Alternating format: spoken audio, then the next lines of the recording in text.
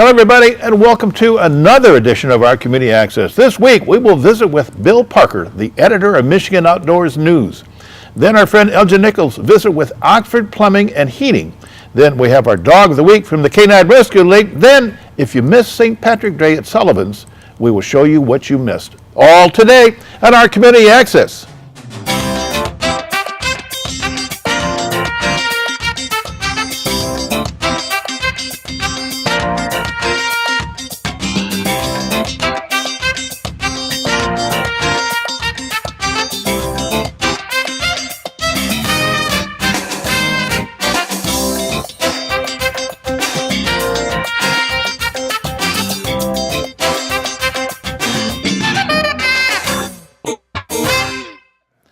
You know, there's so much to know about the outdoors in Michigan, so Terry and I thought we would bring in an expert, and our expert is Bill Parker. Terry?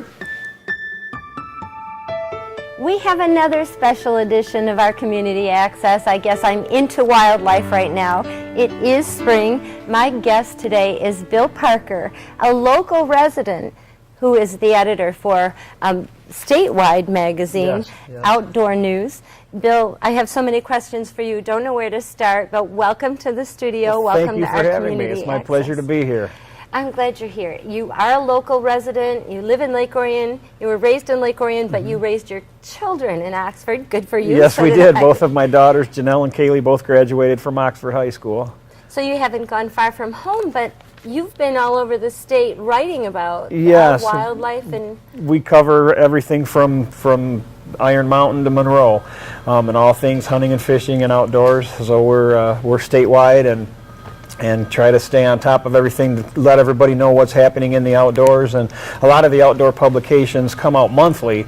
We come out every other week, and we have that aggressive editorial calendar so that we can let people know if there are changes that are going to take place in rules or regulations and things like that regarding hunting and fishing, so that they can be proactive, and if they want to comment on it or send some information to the Natural Resources Commission before they make a change, we try to get that information out in advance instead of after the fact. And if we were only coming out every month, we wouldn't be able to, get it out to them in a timely manner so that they could be involved with that process.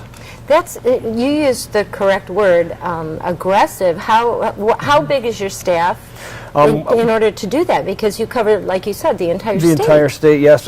We only have one full-time position, but I work with about 30 freelance writers from all over the state, and they help keep me plugged in and up to date on things that are happening in their neck of the woods.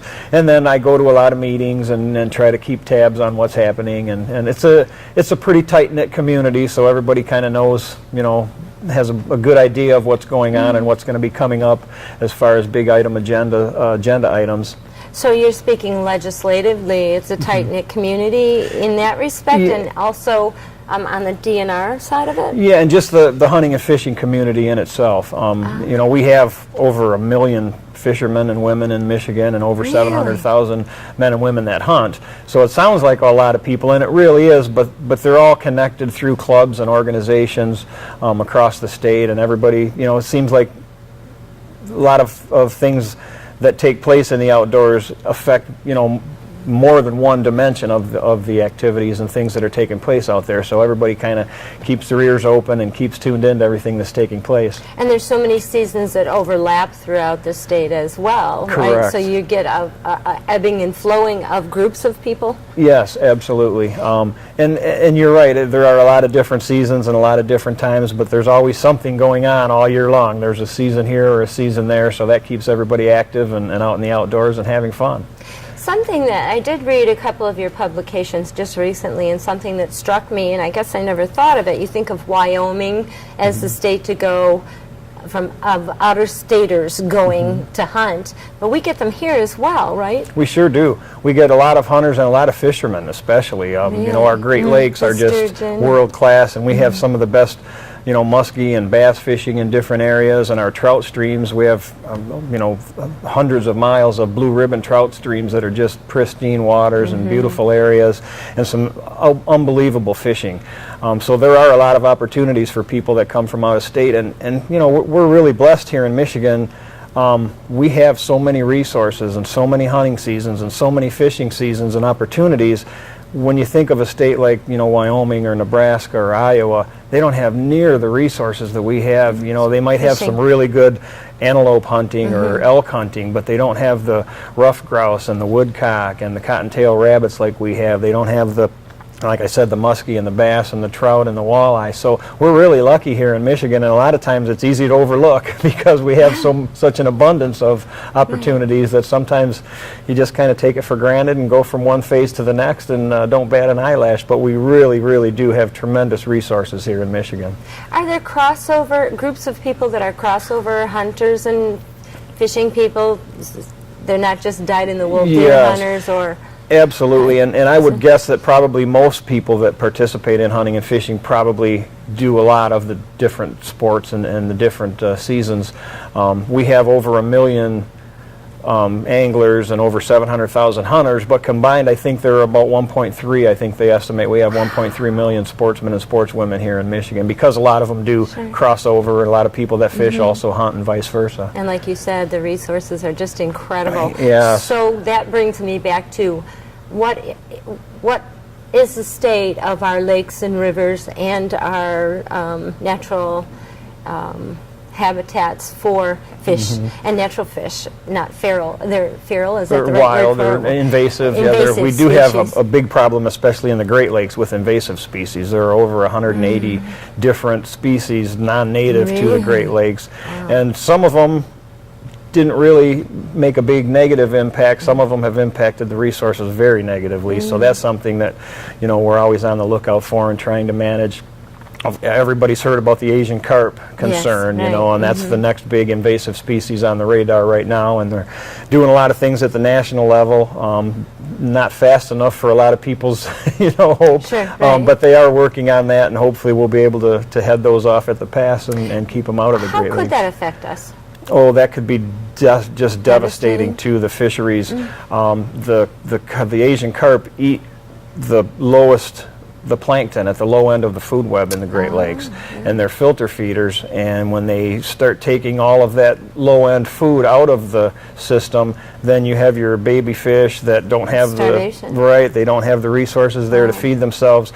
They're really concerned that if they do become established, and they have in other areas and they've seen the results, that it could just totally turn we have like a $7 billion fishery in the Great Lakes from recreational fishery and commercial fishing, and it could just devastate that entire thing. And there are people up and down the coasts of both sides of Michigan that really count on the fishing community, and they come and they spend money in hotels and food, and so it's more than just people going out fishing, and the boat industry and the tackle industry. So yeah, the economics is fantastic.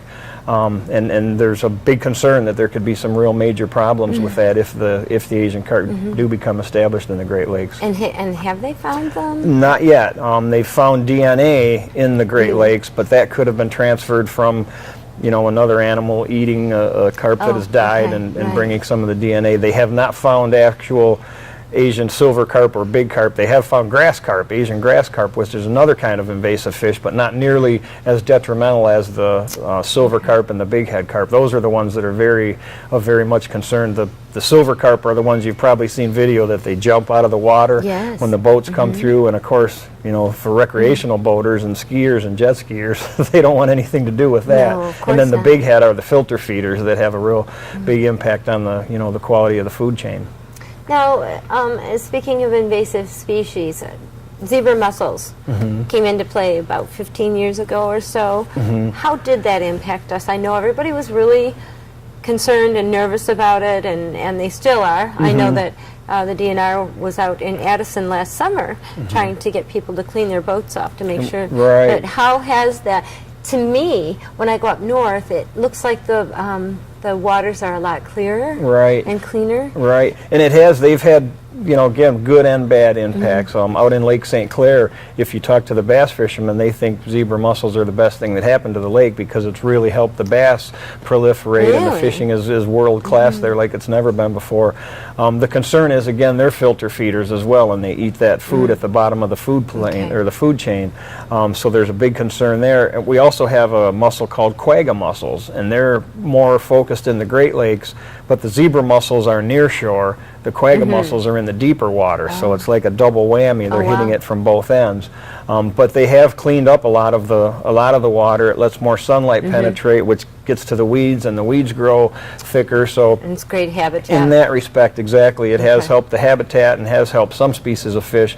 But then when you look at the food source that they're depleting, there's problems on the other end of the spectrum too, so a little good and a little bit bad.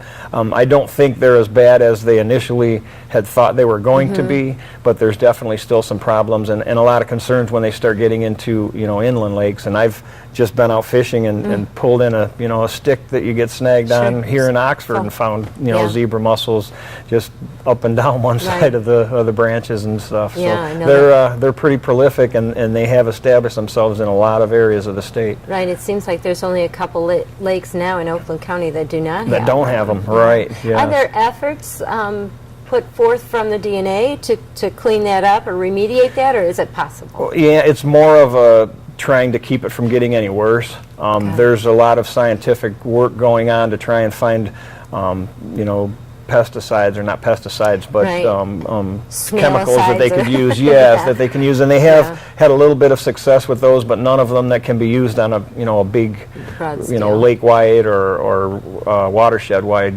you know, type of a situation. So I guess the simple answer is no, not yet.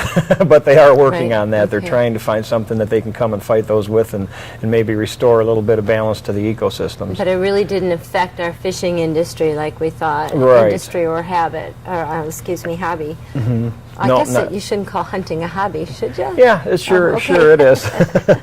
But yes, they not to the extent that they had, you know, thought that it might impact. And then there, like I say, there has been some pretty good results too. And by creating all that extra habitat, it gives some of the prey fish a little bit better hiding, and provides, in the long term, it gives them more food sources for the predators when they do need to feed. Now, are they established also in rivers, or and would that affect it, like trout fishing? Yes, but not as much. I don't know if it's the moving water that affects them or not, but they do, you know, find them in the rivers, but not to the extent that they do in some of the inland lakes and the Great Lakes. So we're safe as far as zebra mussels go. Keep our fingers crossed. I know that I don't want to dwell on invasive species, but I know that that's something that's always a concern, no matter what magazine you pick up Yes, and it read. sure is. And as all of us are probably boaters at one point or another in Michigan, we can't help it.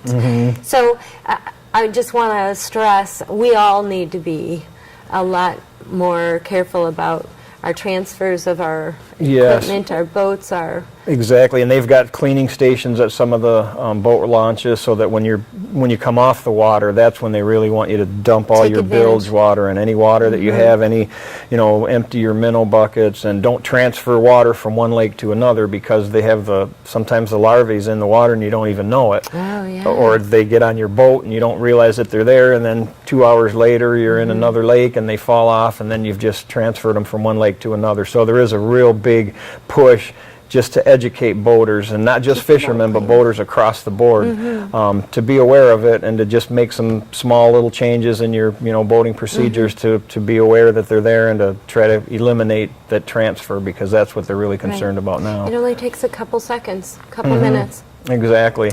When growing up on the lake, I know you grew up on Long Lake, I did as well. You didn't think about that kind of thing. You just enjoyed the waters and thought they'd be there forever. Yes. And I want to talk about your growing up and how you ended up with this great magazine when we come back. So All right. Don't go away. We'll be right back.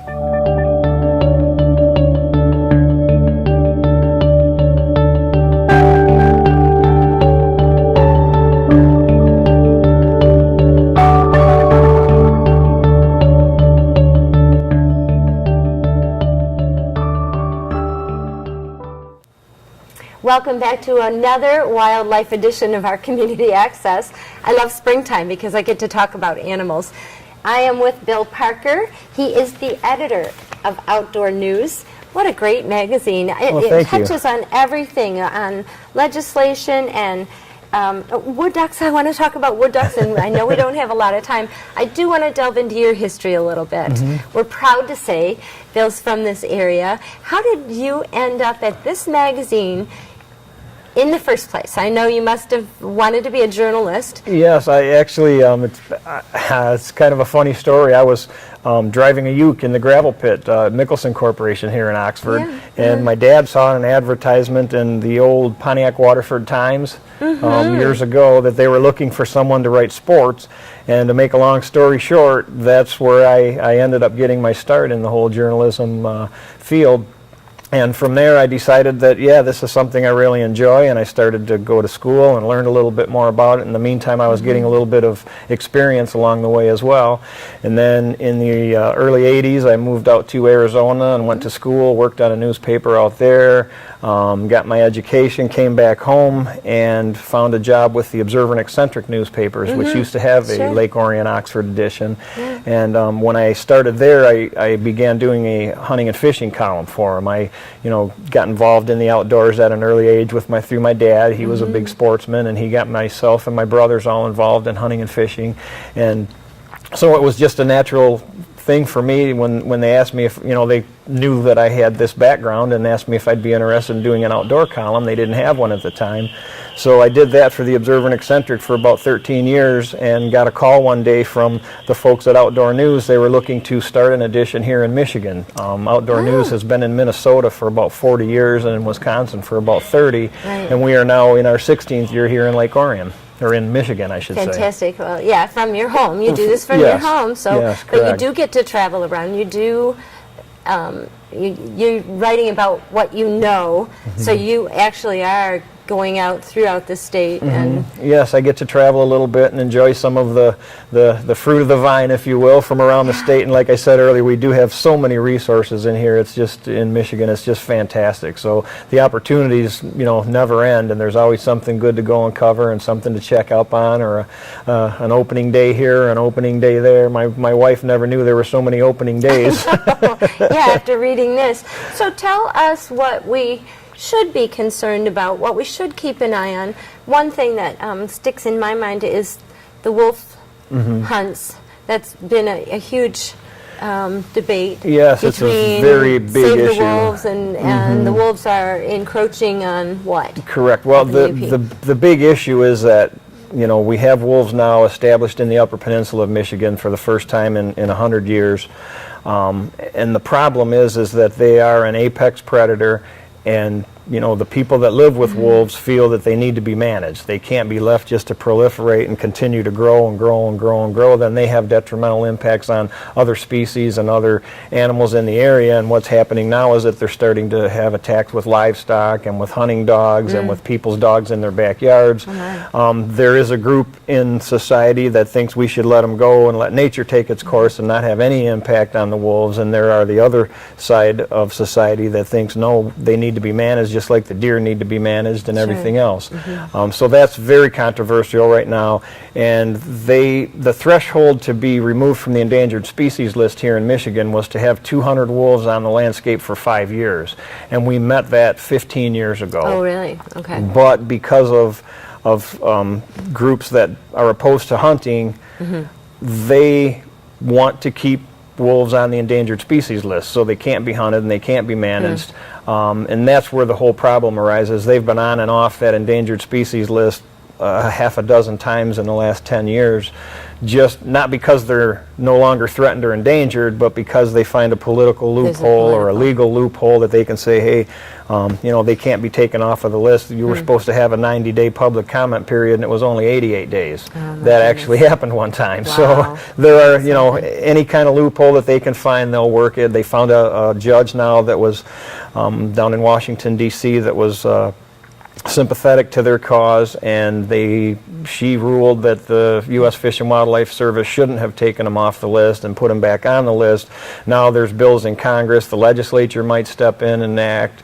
All in the federal? Right, at the federal level. Yes. Wow. So yeah, it's a very controversial issue right now, but from a realistic perspective, they definitely need to be managed. Coyotes right now, we've had some issues here in Oxford with coyotes, and it's the same thing. They just need to be managed and kept in check. You can't let them just proliferate, and the populations continue to grow. Nature will, of course, eventually step in, and there's the ebb and flow of species, but we can utilize those resources and we can manage them as well. When Mother Nature steps in, it's not pretty. Starvation and Yeah. disease is the way Mother Nature, manages a resource or a population that's getting too big. And then the resource isn't being utilized, Right. and And there's then nothing. other things are destroyed Exactly. as well. So we want to touch on the wood ducks. There's an issue with wood ducks, and property management in a lot of cases can help Yes, and maintain our wildlife. we've got here this is our wood duck challenge special, and what we do, we've got plans inside the paper to build a wood duck box, and we challenge people to, build one with your kids and take it out on the pond out back and get your wood duck box up. Wood ducks are just beautiful, beautiful Yeah, they're animals, and they gorgeous need a little birds. bit of help. Our expansion and stuff has Sure. eliminated Us some of their small. resources and some of Right. their habitat. So we've got this that we do every year, and we get a lot of response from that. We encourage people to send their pictures back into them, and then we run the pictures of the kids with their nesting duck boxes. So that's what this Great. edition is about, and that's one of the conservation projects that we promote and try to get people involved in to do some good for conservation. Well, I'm going to meet your challenge. I All think right. I'm going to have a wood duck box. This is a fantastic magazine. Whether you're a hunter or not, it's great to know about the wildlife and what's going on in the habitats in our own community and our own state. Bill, we haven't had enough time together, so please come back. And I'd love thank to. you for joining us Well, thanks today. for having me, Terry. It's been a pleasure. Yeah, it's been a lot of fun. Thank you. Good interview. We hope to have more interviews with Bill very soon. Next up, we sent Elgin Nichols to visit with the plumbing and heating store in Oxford. With the story is Elgin. Here we are, Bill. We're going to interview Dennis Green, who's the owner of Oxford Plumbing and Heating, and he's been in business for, over 20 years easily. Hi, Denny. Hello. I want to just talk about your business a little bit. I know that you deal with more than just furnaces, but boy, being so cold out there. Yes, we're dealing with a lot of furnaces these days. We had one today that even froze up. The furnaces froze. Now, you don't just service what you sell here. You service all brands, right? Yes, we service all brands. And you also sell parts. I know that if somebody's a do-it-yourselfer, normally they get in trouble doing that, but Yep, we sell parts to anybody. We make custom sheet metal. We even do appliance parts now also. oh, that's great. And do you handle all brands of appliances, that kind of thing, in terms of parts? Yes, all brands. Yep. Wow, that's pretty cool. Now, I know that you have an emergency number or a hotline that you can call. Could you tell me what that number is? The hotline is 248-628-8300, and then you hit extension 306. Now, let's get back to this again. Let's just talk about some other things that you do. I know that you do plumbing also. So if I have a massive leak or a small leak, you could probably take care of that? Yep, we can take care of all frozen pipes, leaks, drains, everything. How many members or workers do you have in terms of HVAC trained, for air conditioning and heating? We now have 8. 8. Now, I couldn't help but notice when I came in here that you got an award a couple times, for being a top business in this area. Yeah, we've got the best of the best for the last 4 years in a row. Boy, that tells you something.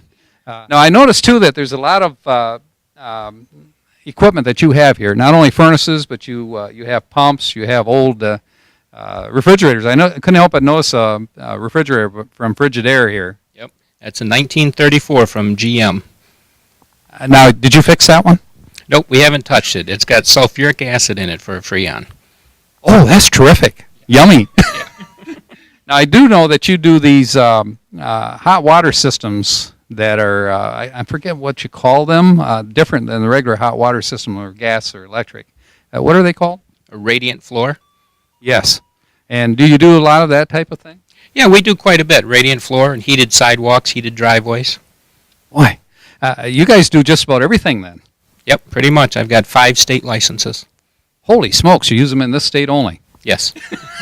I'm just kidding you there, but okay, that's great.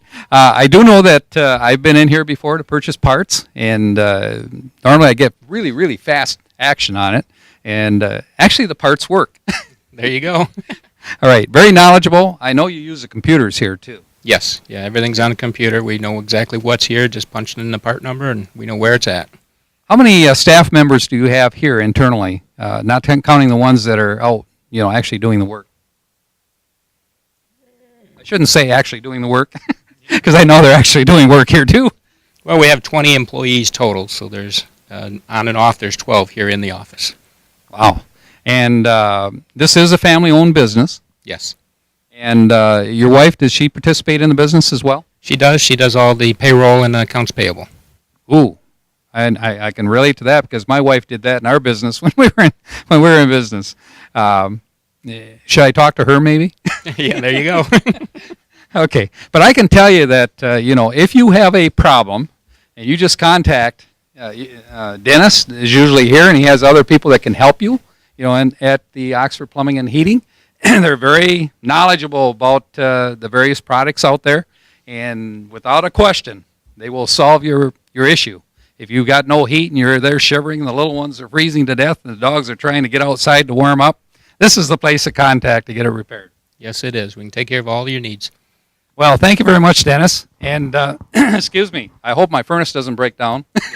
But if it does, I'll know who to call. Thank you. Thank you. Thanks, Elgin. Next up is our Dog of the Week from the Canine Rescue League. Hi, this is Bentley. He's one of our current inhabitants at Canine Stray Rescue. He is about a 9-year-old little dachshund, very, very sweet, very, very friendly, looking for a nice home to live out the rest of his life. He's really well behaved. He is house trained. Just a great little dog, except he hates cats. So that's a heads up. This is not a dog that can go to anybody that has cats. Now, if you don't know about Canine Stray Rescue, we have a facility a little bit north of Oxford. We currently have at least 55 dogs here. We always have about 50 or more. These are all dogs looking for homes. Most of them have been rescued from an animal control center somewhere where they were going to be euthanized. And we keep them till we find the right home for them. So we are a no-kill shelter, and all the dogs we have here are always fully vetted. They're up to date with all their shots, and they're neutered or spayed appropriately. So also to let you know a little bit more about us, we have several days of the week we are open. We're closed on Tuesdays and Wednesdays. You can see what other days we're open, what hours we're open, I should say, if you go to our website, which is caninestrayrescue.com. And also we have off-site events at Pet Stuff, which is harvest time, in Oxford on the 2nd and 4th Saturdays each month from 11 till 3. We take available dogs there to be seen. And also we're at Petco, which is over near Coles by Great Lakes Crossing on the 1st and 3rd Saturdays of each month. And from time to time we have special events as well, which you would see by looking at our website. We are also always looking for volunteers. Everybody who works here is a volunteer. We give our time to the dogs because we want to help them find homes. And volunteering can be anything from cleaning crates to walking dogs. We need a lot of help with fundraisers and sometimes taking dogs for a run to the vet if it's needed. If you're interested in volunteering, there is a volunteer form on our website, and again look for Canine Stray Rescue League of Oxford, and you can read more about us there. Just another great dog from the Canine Rescue League, and they are still located on 2120 Metamora Road, just north of Myers. Now, did everybody have a great time on St. Patty's Day? If you missed Sullivan's in Oxford, well, let's visit with our new reporter, Julie Hogan. Julie? What for the daddy-o? What for the daddy-o? There's whiskey. It's your first St. Patty's Day. Yes, I'm very proud of my brother and sister-in-law. They're doing an amazing job. I moved here from New York to help them out. I've been here for a year. My 1-year anniversary is tomorrow, so it's really exciting times for us. Yeah, congratulations. Thank you. So wonder, but Jenny drew me charges. She filled them up with water, then sent for Captain Barrow to Public Access is the best TV ever. Woo. Okay, Bill, we're wrapping it up at Sullivan's Pub in Oxford. It's a great time happening in there, and it's going on till late. So I'm going to shoot it back to you, and I'm heading inside. I'll see you later. Good job, Julie. Well, that's all the time for this week, and we hope you enjoyed our program. So, with our reporters Elgin Nichols, Julie Hogan, and our reporter editor Teri Stiles, I'm Bill Service, and you have a great, great week.